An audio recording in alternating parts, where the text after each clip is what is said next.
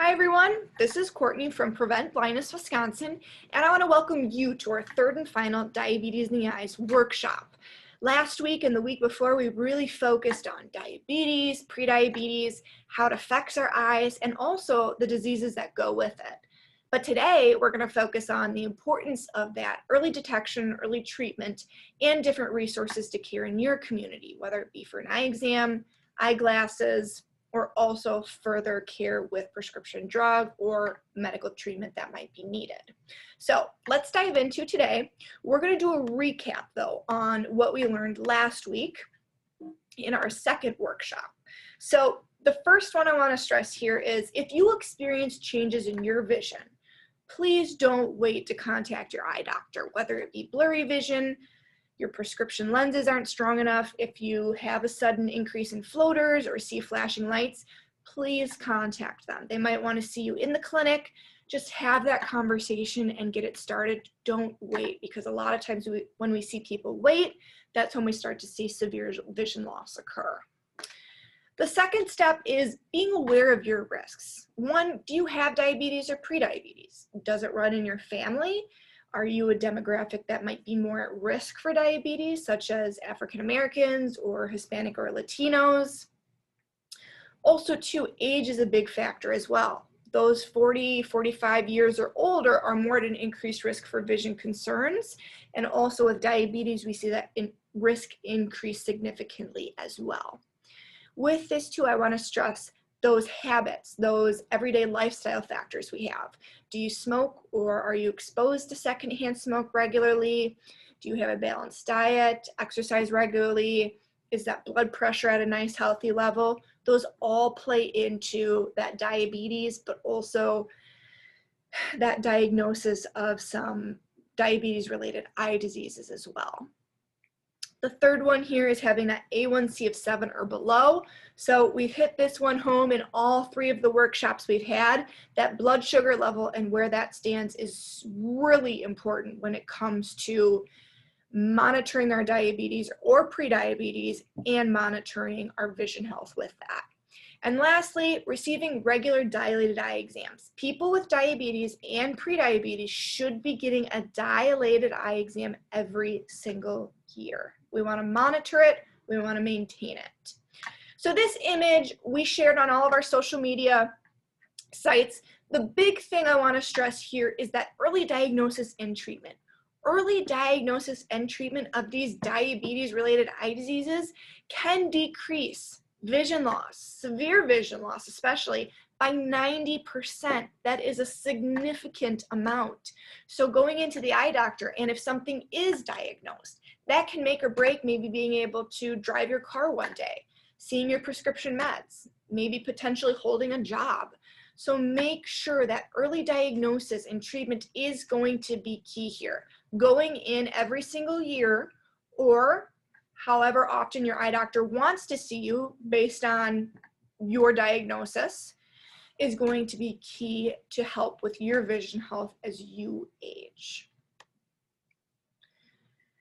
The interesting thing though in Wisconsin with the rates of diabetes is 70,000 adults with diabetes are not receiving a yearly vision screening or an eye exam. That is a huge amount. It is key to get in and to make sure that retina is healthy, is the macula healthy, how does the lens of the eye look, the optic nerve as well. So this is going to be absolutely important for people. We really want to decrease this number, and those that don't know they have diabetes, we want to decrease that number as well and get this information out. So please make sure you're going in regularly and that you understand your next steps with your vision health. The other thing I want to stress here too is that dilated eye exam piece. Especially with diabetes or prediabetes, people should be getting a dilated eye exam when they go into the eye doctor. So as we can see on this left-hand image, an undilated pupil, the eye doctor has a very narrow snapshot of what's going on in the back of the eye. And all of those eye diseases we learned about last week in workshop 2, you can see that the eye doctor needs to see everything going on in the eye, not just this narrow view, to ensure that they can diagnose something properly. Otherwise, sometimes things might be missed. So that dilation piece, it is imperative that we are asking the eye doctor to make sure they're dilating our eyes when we go in for our eye exams. You can see, they can see the entire back of the eye and all of those structures. So with all of that, I'm going to go over some vision health resources that we have in our community, but also throughout the state of Wisconsin for people, whether they have diabetes, prediabetes, or do not have that diabetes diagnosis. So Medicare does have some vision benefits for individuals. They have a welcome to Medicare visit. So Medicare does not typically cover a yearly comprehensive eye exam for individuals or eyeglasses. However, within the first 12 months of joining Medicare, they have what's called a welcome to Medicare visit. You have to use it within that 12 months of time of signing up. And this is a vision screening that is conducted and then a referral to care if it's needed. So it's not an eye exam. You're not getting a diagnosis or treatment or anything here. It is that vision screening to help start that conversation with you and then a referral to care. However, if someone does have a diagnosis of diabetes or glaucoma, Medicare does cover a yearly dilated eye exam for these individuals. So a diabetes diagnosis is covered under Medicare for that regular eye exam. Checks for signs of that retinopathy, if there's any progression of that, just to make sure the eyes are healthy with this disease. With glaucoma, they also cover a yearly dilated eye exam.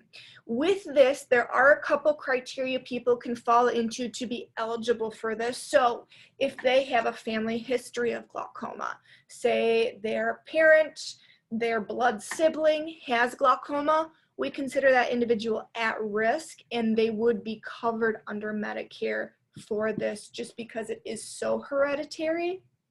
If the individual has diabetes, they would be covered under, again, that diabetes program with Medicare, but also too, because diabetes can play into glaucoma, they would be covered under this one as well. If they're African American, 50 years and older, and meet eligibility requirements for Medicare, just because the African American population is so at risk for glaucoma, they have made this a criteria for individuals if they are on Medicare at 50 years or older. And then anybody who is Hispanic or Latino, 65 or older, they would be covered for a yearly dilated eye exam under this glaucoma program just to watch and monitor because of the risk in that demographic as well. The one thing I want to mention here too with Medicare, with people who have Medicare coverage, if the cataract is considered severe enough or medically necessary for them, they do have covered benefits for that consultation with the eye doctor and removal of either one or both cataracts. So if someone has a cataract diagnosis, we typically see that covered under Medicare or those covered benefits under Medicare with their copay. Medicare will cover a pair of prescription lenses, and this is typically the only time we see them covering prescription lenses for people is after cataract surgery takes place. They cover one pair. So typically on Medicare, again, if they don't have diabetes or glaucoma, we typically don't see that regular coverage for eye exams or glasses. However, one pair is covered after cataract surgery is done for that individual. With Medicaid, this system is a little bit different. So we do see quite a bit of vision health coverage for both children and adults on Medicaid. With children, Badger Care does cover a yearly eye exam and glasses for kids. And that's the same thing with Medicaid for adults. They do cover a yearly dilated eye exam and eyeglasses. It does not matter if they have diabetes or not, that is a covered benefit. With this, we made a worksheet to help people work through that system with Medicaid, how to make an eye doctor appointment, how to figure out your HMO if you don't know your HMO on Medicaid. So this worksheet is going to be under our resources tab on our website. The website is wisconsin.preventblindness.org. If you hover over the resources tab, you will see how to make an eye doctor appointment. And this worksheet steps it out step by step on how to make an appointment and how to find a clinic that covers your specific HMO you have. Another program that we have is called Eye Care America. So this is for individuals who do not have any vision coverage and do not have VA benefits. So there's two different types of programs under Eye Care America, the Senior Eye Care Program, and they have a Glaucoma Eye Care Program. Essentially what Eye Care America is it's a group of volunteer ophthalmologists that come together to give out eye exams for individuals who do not have the coverage or the need to afford this on their own. So with the Senior Eye Care Program, there's a couple criteria the individual does have to be eligible. So they do have to be a U.S. citizen or legal resident, 65 or older. So this is targeted more towards the older adult population. They cannot have seen an ophthalmologist in 3 or more years. However, if it's an optometrist, that is fine. It cannot be, though, that they saw an ophthalmologist last year. It does have to be that 3+ years. And they cannot belong, again, to an HMO, have vision care, or have VA benefits. With the glaucoma program, very similar, it just is adjusted a little bit for that glaucoma diagnosis or at risk for glaucoma. So again, that U.S. citizen or legal resident, age limit of 65 or older. This one is a little bit different. They cannot have had an eye exam in the last 12 months or more. So with this, if they have not had an eye exam in the last year, okay, they would be eligible. It does not take into account whether it's an ophthalmologist or an optometrist. And lastly, they must have glaucoma or be at that increased risk for glaucoma. So again, having that parent or blood sibling, blood relative with glaucoma, they would be considered at risk for that disease. So with Eye Care America, there is a link on the bottom of this slide to see if you qualify. Typically, if you go here, there's about 10 questions the individual has to answer on, if they have vision coverage, if they are at risk for glaucoma, or if a family member that has glaucoma. After those 10 questions are answered, they will receive an email on if they are eligible or not eligible for the program. And if they are eligible, they do give you next steps to make an eye exam appointment with a clinic that is participating in this program near them. So with this, again, it is a once-in-a-lifetime program, covers an eye exam. It does not cover eyeglasses, but if there is a diagnosis found in that eye exam through this program, that doctor does do a year of follow-up work with that individual. So they can work with them throughout that year to make sure that they're getting the care that they need. With this, Prevent Blindness Wisconsin also has a voucher program. We partner with VSP Vision Care, and this voucher program is for both children and adults. It does take into account a couple criteria with this. So with this, the voucher program covers an eye exam and glasses, or if the individual just needs glasses, we do have a glasses only program with this. This does take into account whether the individual has vision insurance and their annual income based on household size. So with this, all we would need is for that individual to fill out our voucher application. Both the children and adult application can be found on our website. Again, if you hover over that resources tab, the children and adult application is right there along with the criteria sheet to see if you meet the income requirement.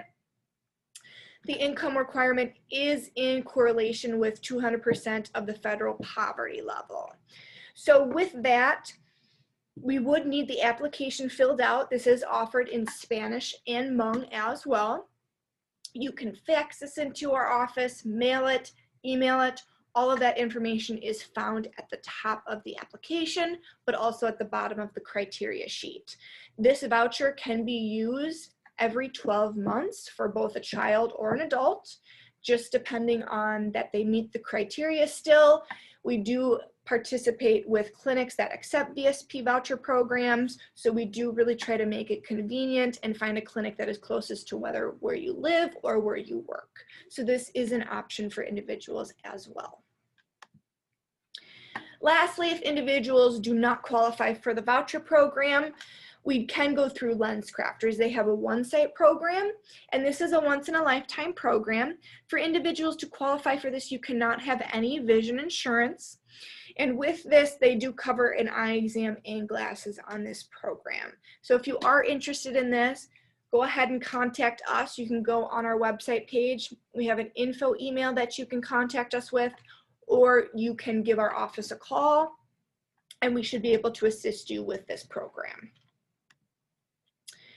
I also want to mention too, there are a lot of prescription drug assistance programs out there. So if someone is diagnosed with retinopathy, they might have to have certain treatments such as injections in the eye, or with glaucoma, individuals do have to take daily drops to help stabilize that pressure in the eye.